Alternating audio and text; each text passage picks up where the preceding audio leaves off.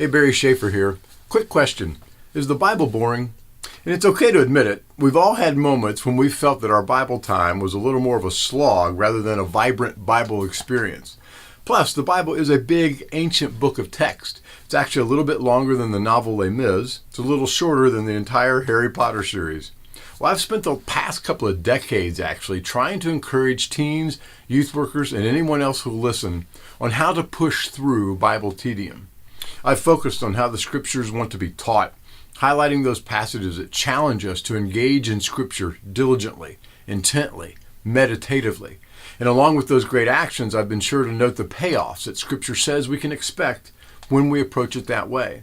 When doing this, I have been laser focused on how the Bible wants to be taught, but I have overlooked another very important component, how our brain wants to learn, which is our learning styles.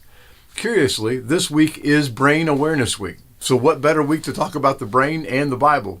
We know there are many learning styles, but there are really four big categories that I want to mention just for the purpose of this vlog. And the four are represented in the acrostic VARK: visual, auditory, reader, and kinesthetic. The visual learner, you like images, maps, charts, diagrams, flowcharts, ways to organize the information. You may love a good Prezi or a PowerPoint presentation with good diagrams. Auditory, you may learn best through lecture-style situations and group discussions, listening to podcasts. You may cater to repetition and mnemonic tools like Every Good Boy Does Fine.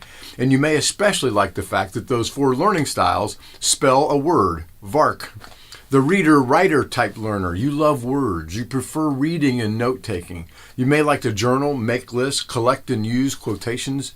You might appreciate the fact that this vlog is actually available as a blog post to read.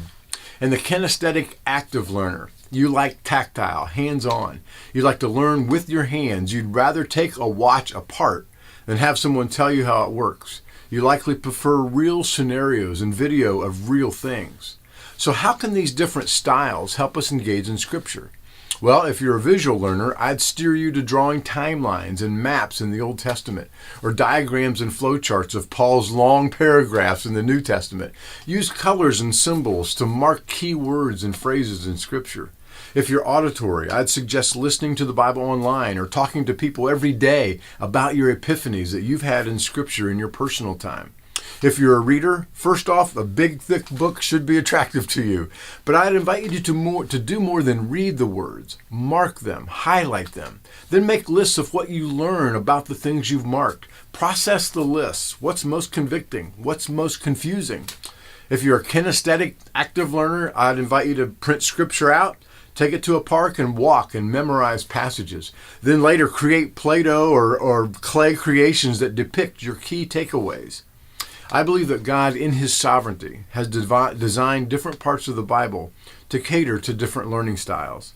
And the parts of the Bible that cater to your learning style are your gateways into the entire Bible. Thanks for taking a moment to check in. I pray that this 3-minute thought is as helpful for you as it has been for me. Thanks.